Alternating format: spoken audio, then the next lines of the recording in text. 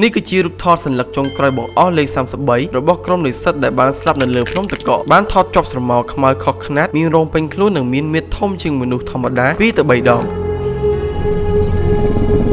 នេះគឺជាផុសតាងប៉ុន្តែមួយគត់ដែលយោធាសូវៀតព្យាយាមហែកកំទេចចោលព្រោះតែខ្លាចពិភពលោកដឹងពីវត្តមានរបស់វារឿងរ៉ាវបានចាប់ផ្ដើមឡើងនៅក្នុងអំឡុងឆ្នាំ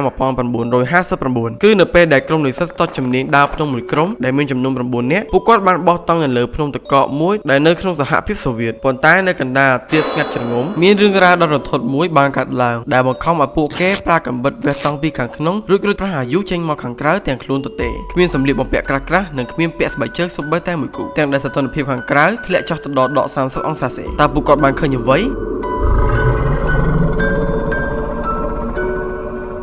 ប្រហែលសប្តាហ៍ក្រោយមកពេលដែលយោធាចោះទៅរករកសាកសពរបស់ពួកគេ